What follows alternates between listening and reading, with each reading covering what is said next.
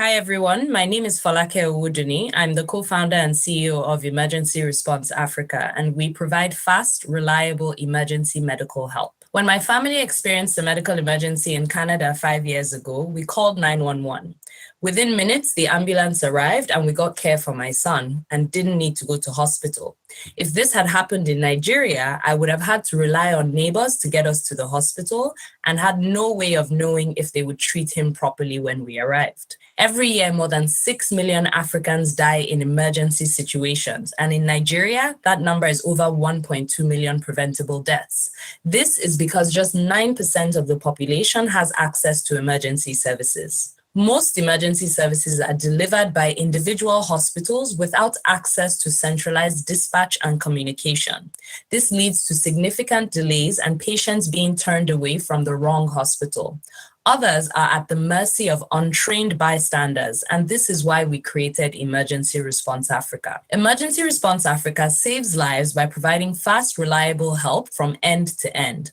We connect anyone experiencing a medical emergency to the largest network of first responders, vehicles, and hospitals. Our responders arrive quickly on the scene and provide first aid while an ambulance is on the way.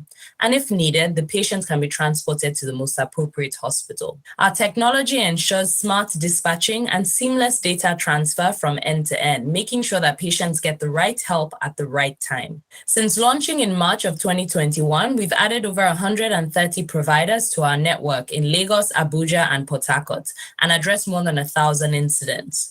We are expanding to cover 16 locations this year and have already addressed several interstate responses. We currently charge a fee for service and now focus on partnerships with government and health insurance, corporate and community organizations to drive access as well as revenue. This year, we've generated on average about $4,000 monthly with a strong pipeline of both public and private sector partnerships. The feedback that we've had from patients and their families about our life-saving services has been overwhelmingly positive. And emergency response in Africa is a significant untapped market. It's driven by factors like an increase in the disasters and public health emergencies, as well as a rise in demand for public safety systems and data.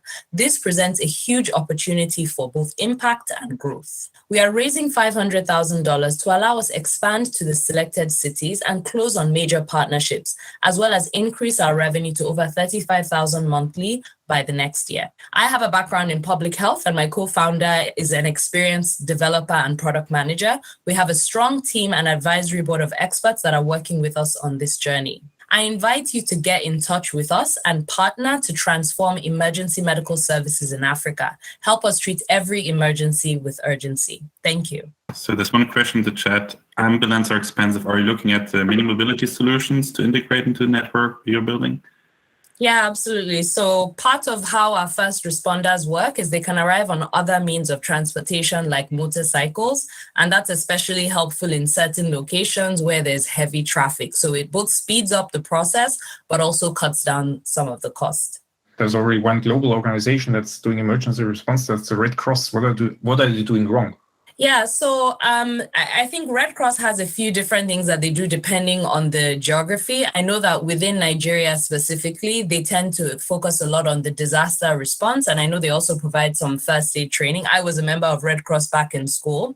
I don't know if I would say they're necessarily doing anything wrong, but the reality is they have not, for whatever reason, been the ones to be able to provide this service at scale to people when they are experiencing day-to-day medical emergencies. I think they're quite effective when it comes to like disasters and sort of the larger scale events, but on the day-to-day, they're not necessarily active there.